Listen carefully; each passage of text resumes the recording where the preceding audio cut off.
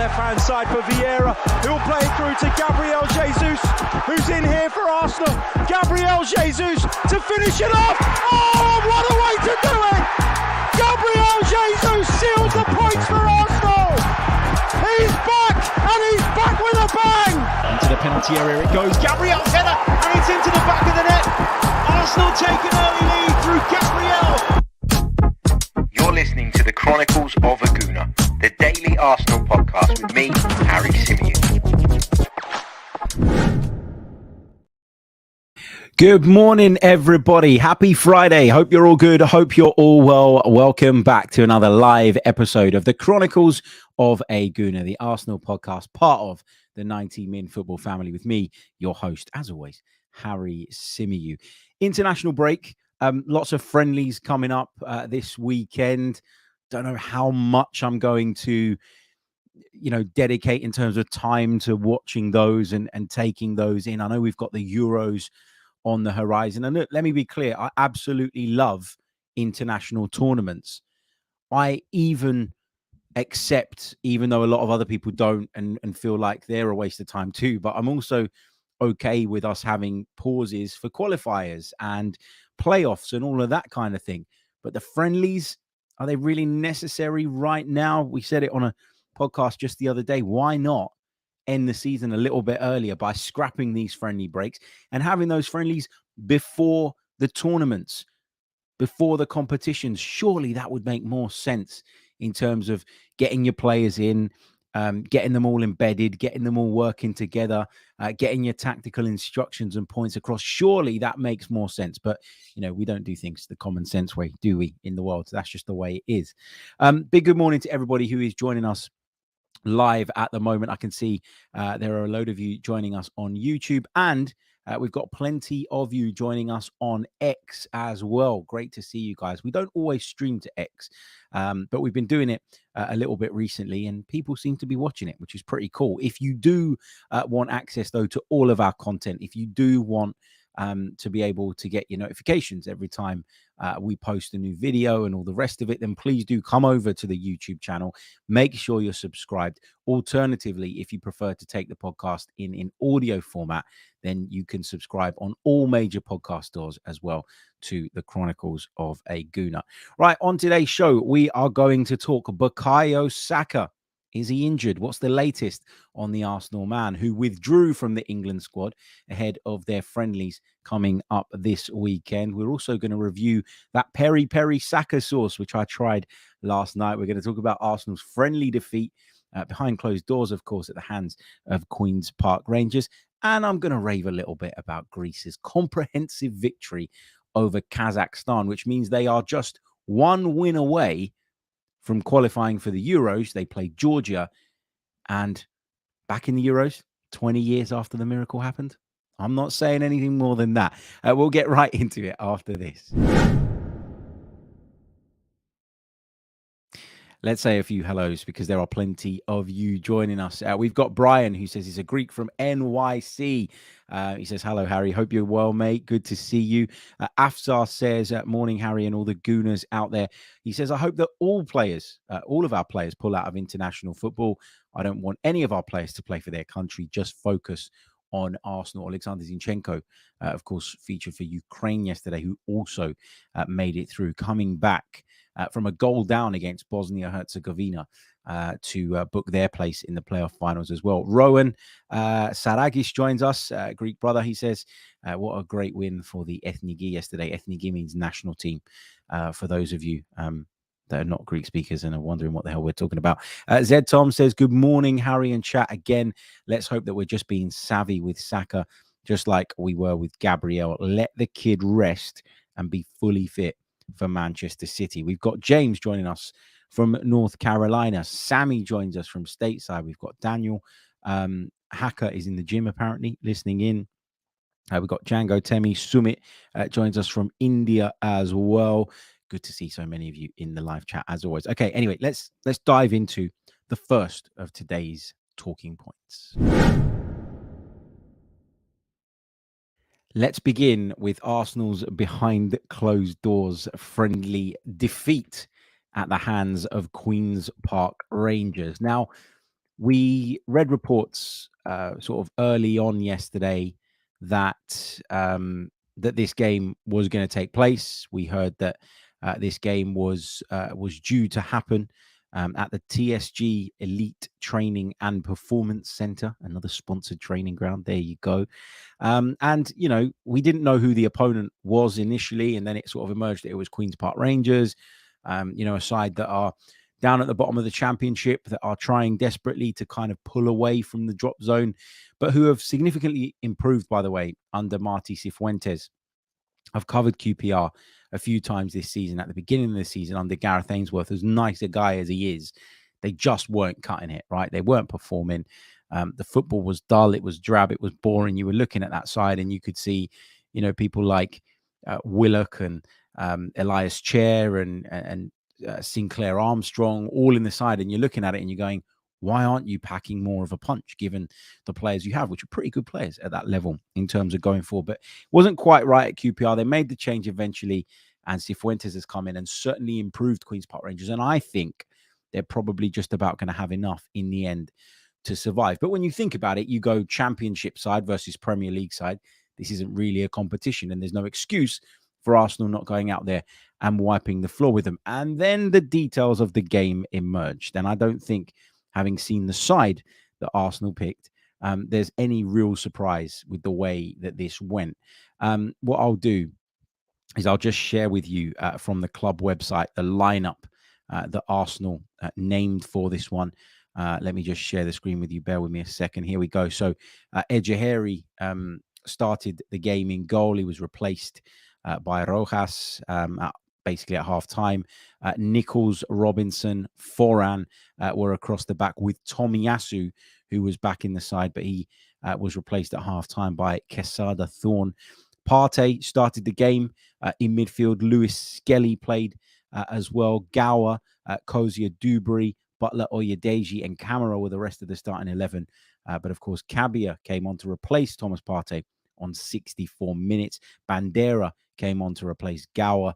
Ulad Mahand replaced Kozia Dubry, and Rosiak, of course, replaced Camara. So it was a really, really inexperienced young side, mainly made up of players from our kind of under 21s group. And then, of course, you know, Tomiyasu got some minutes and Thomas Partey got some minutes. Now, it's going to be so important between now and the end of the season that those guys are available to help us as and when we need them. And they're only going to be able to do that if we've allowed them to get some minutes under their belts, if we've allowed them to build up towards match fitness. We talk about it all the time. I know this is a friendly and it's against a side that I don't know what QPR's team looked like, but I'm sure they made a whole host of changes as well. But you need minutes, man, and you need minutes in match situations. Behind closed doors friendlies, okay, they're not played at the same intensity as a Premier League game. I accept that and acknowledge that, but you do need some match practice and match sharpness again. And I think, you know, I wouldn't be surprised if this friendly was put together 99% of the reason being for Partey and Tomiyasu to get minutes, because, you know, that's the priority. That's what Arsenal are looking to build those guys up to. And they've managed it. Of course, Tomiyasu only played a half. Thomas Partey a little bit longer, but he's been back and in the picture for longer. But you can't take these risks and these gambles in games of meaning when these players have been out for such a long time. We know that, you know, Partey was on the bench against Porto.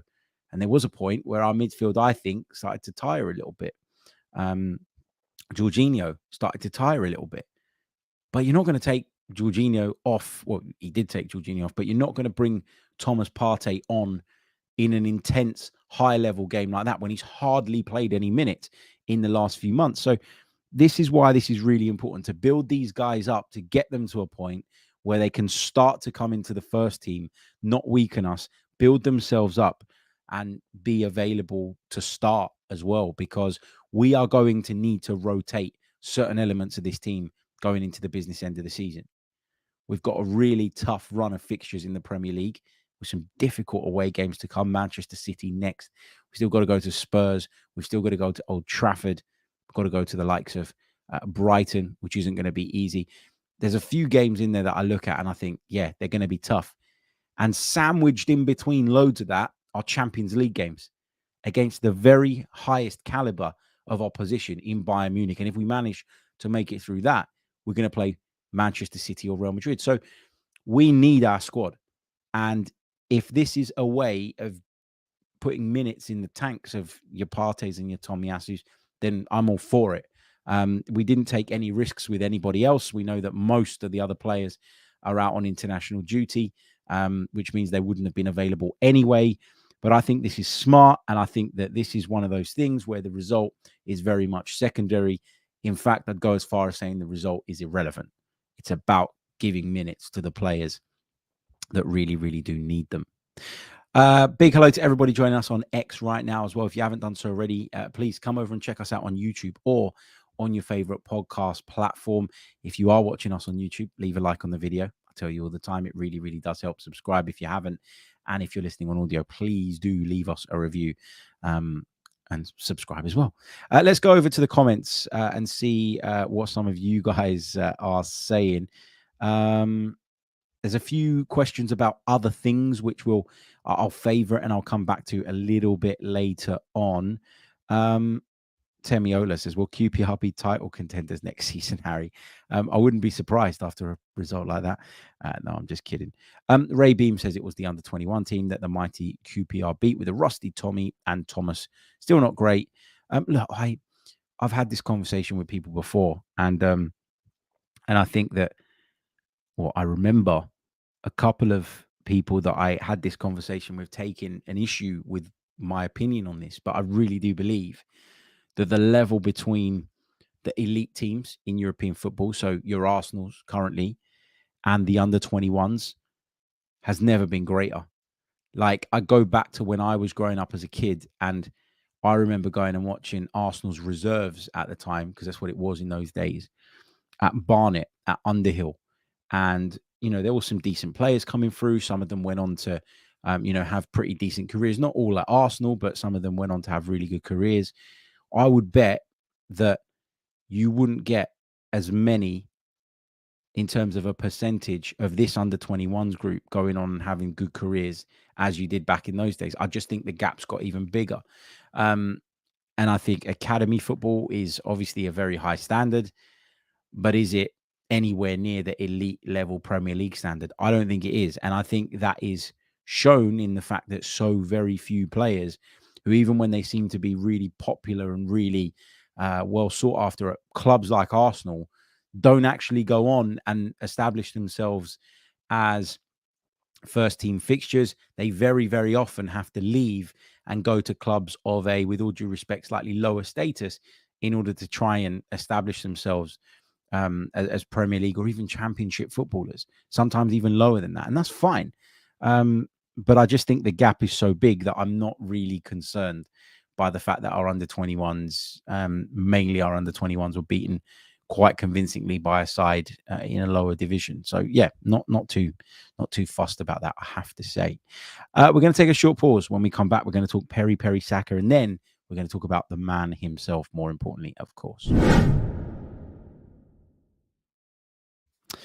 So last night, ahead of Greece's game against Kazakhstan, which they won by 5-0, by the way, a game that I was a little bit concerned about, but they passed that test with flying colours, and they'll now face Georgia in the playoff final for a place at Euro 2024.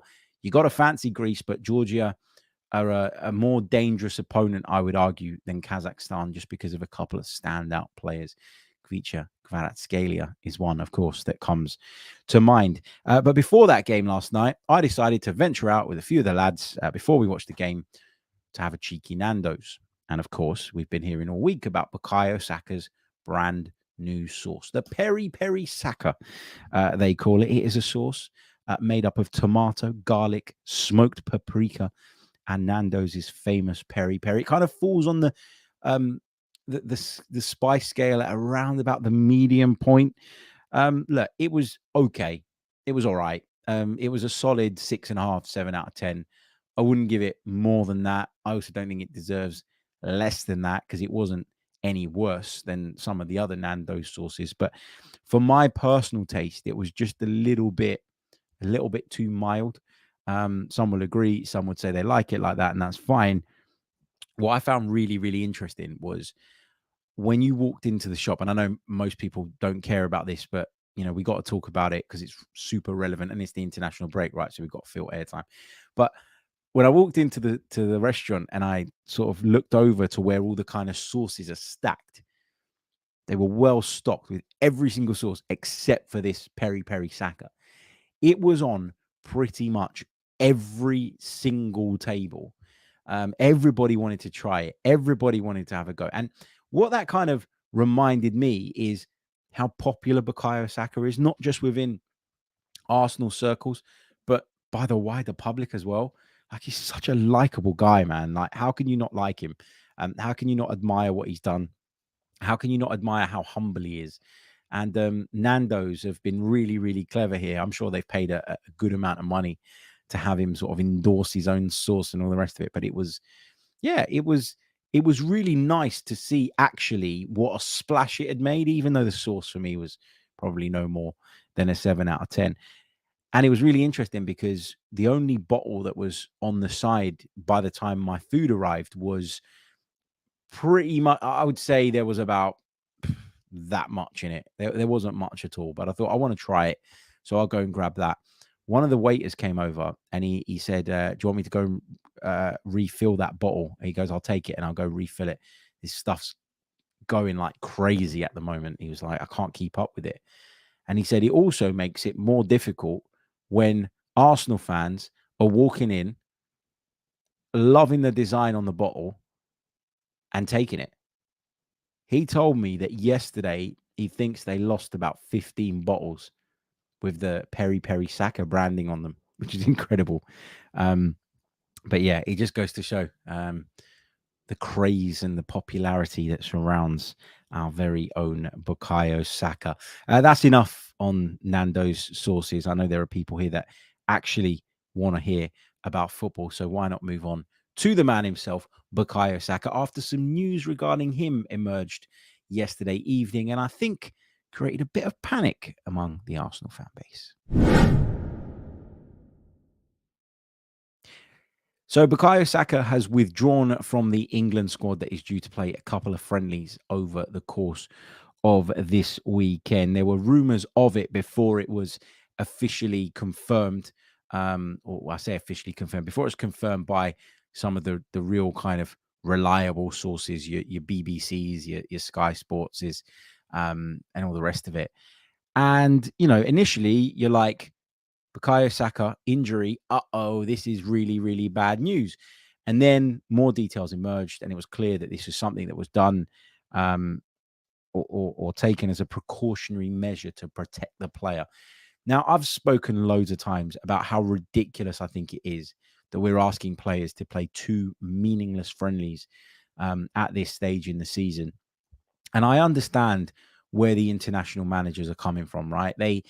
This is the last window they get to really look at their players before they go into a major tournament in the summer. Completely understand their predicament and their position and why they'd want these players available.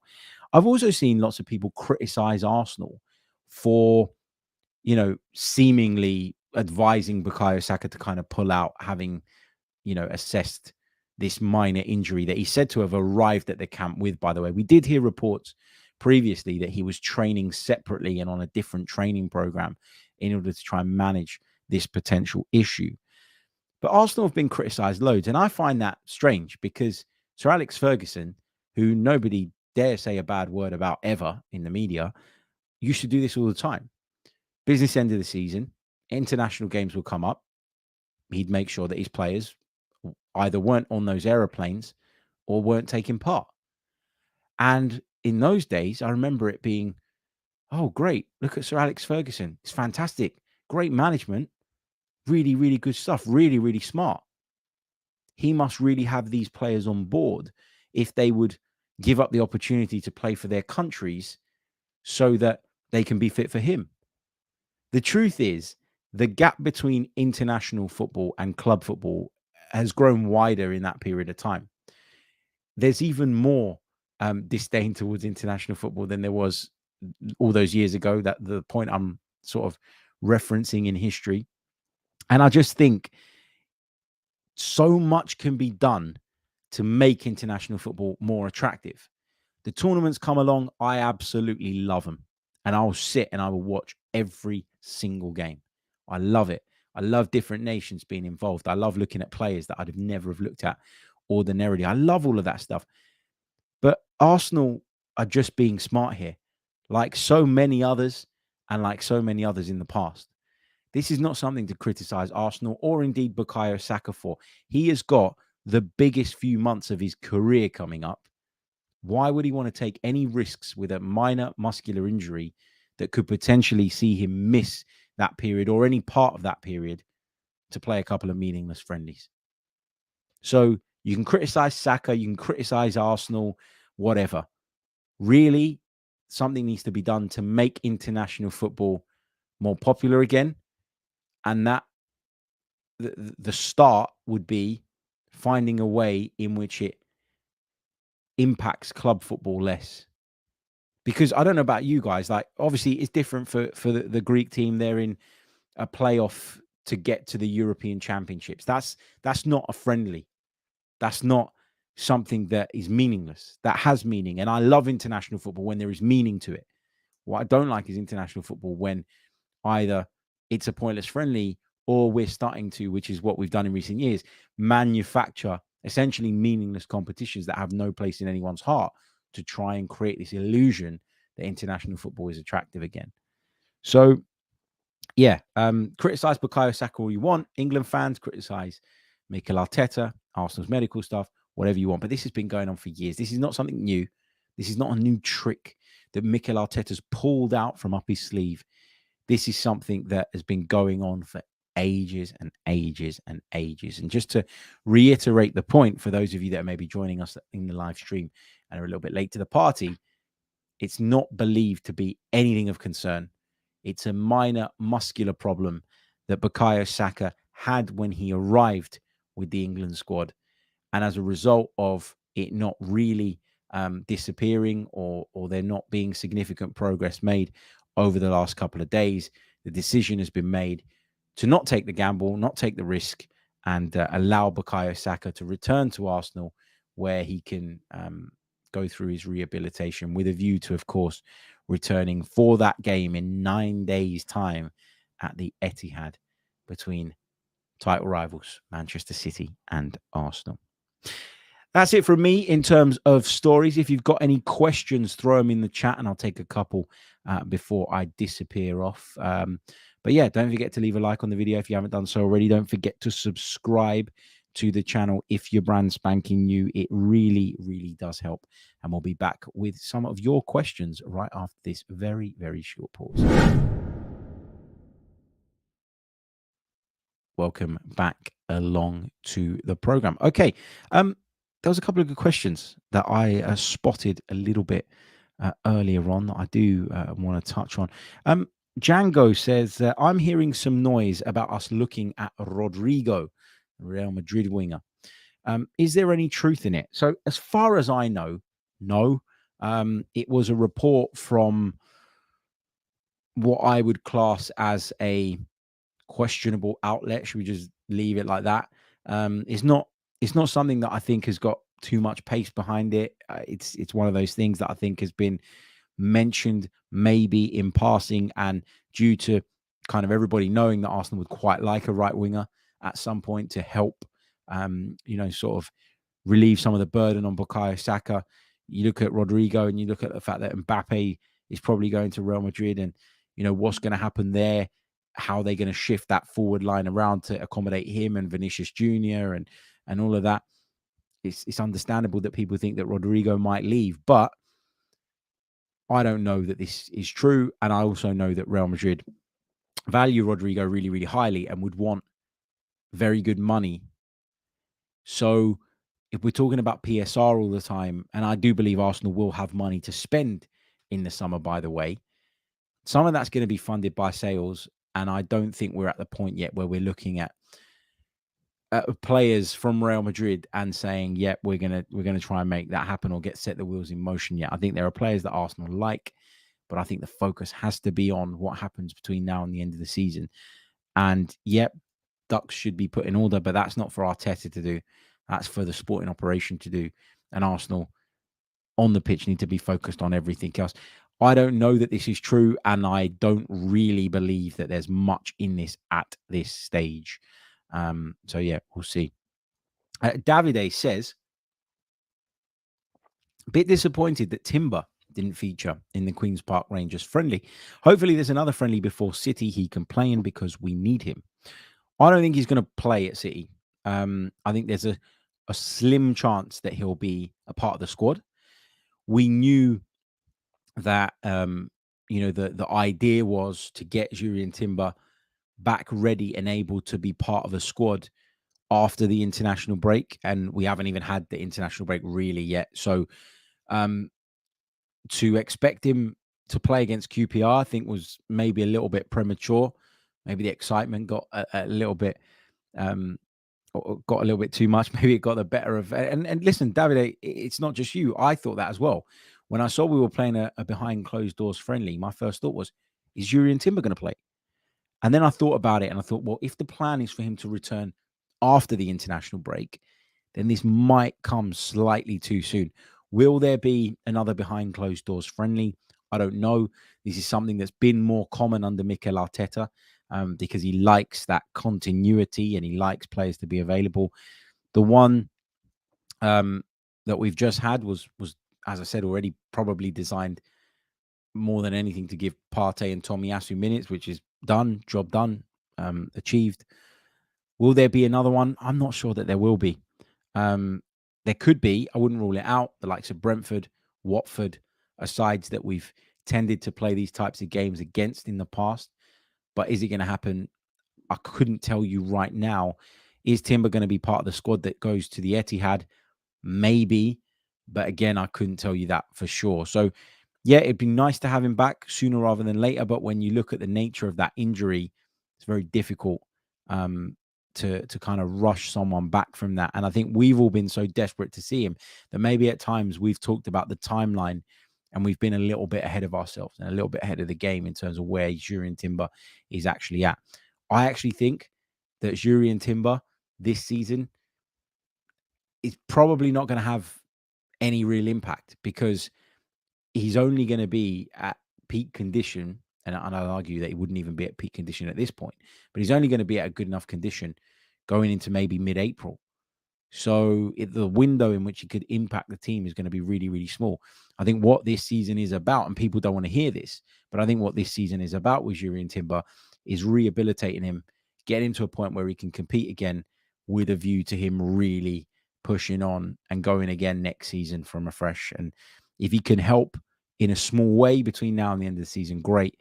But I don't think that's the priority. I think Arsenal made a big investment in Jurien Timber, and they don't want to impact that investment by rushing him back and him suffering an injury that could potentially see him ruled out for a long period of time again. So I think they've been very cautious. I think they've been very careful.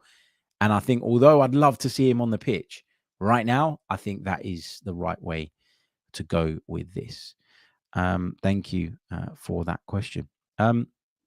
Hacker says, do you see academy players playing a bigger role in the first team soon or next season? Honestly, no.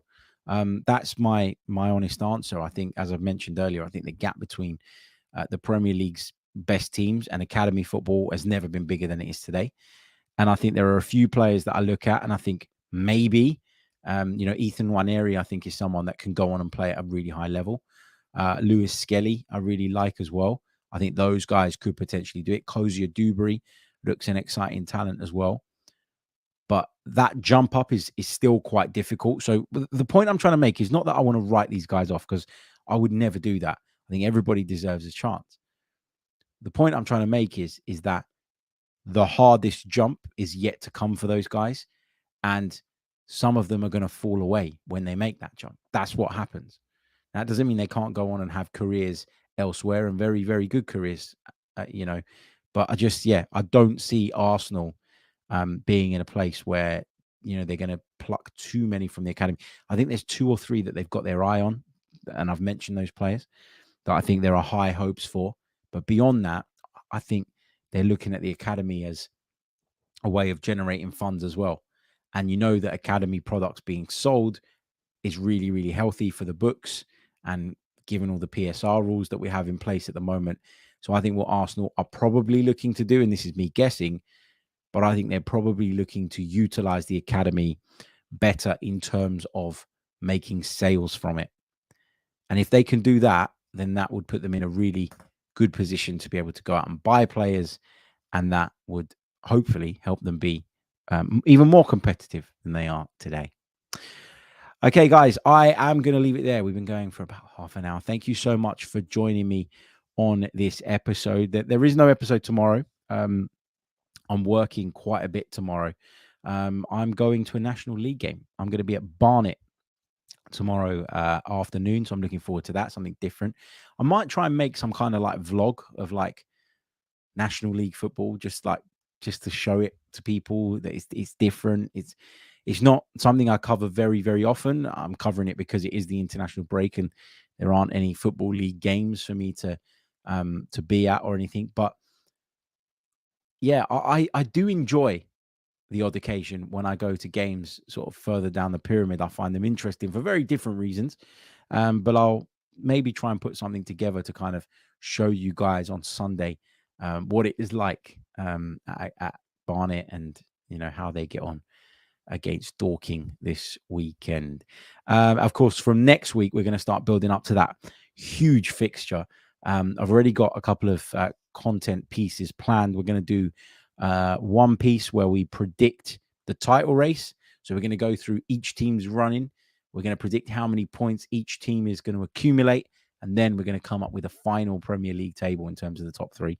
And you can get involved in that as well. We'll do it live and interactive for those of you that want to be a part of it. We're also going to do another piece where, focusing on the title race, we're going to pick a combined 11 from Arsenal, Manchester City, and Liverpool. And we're going to limit it to 4 players from each team. So you won't be able to pick any more than 4 from any one of those teams. And we're going to try and come up with a combined 11. Again, we'll do that live and interactive with you guys in the chat. Those 2 pieces are in the pipeline. I'm really looking forward to bringing you those. And then, of course, we're going to have our match preview for the game on Easter Sunday between Manchester City and Arsenal. So lots and lots to come. Make sure you're subscribed. Make sure you turn on the notification bell on YouTube so that you never miss a video or an episode. If you're listening on audio, subscribe, review. You know the drill by now. And if you're with us on X right now, why not come over to the YouTube channel or the podcast and join the Chronicles of a Gooner family. Thank you all so much. As always, I will see you next time with more. Until then, goodbye.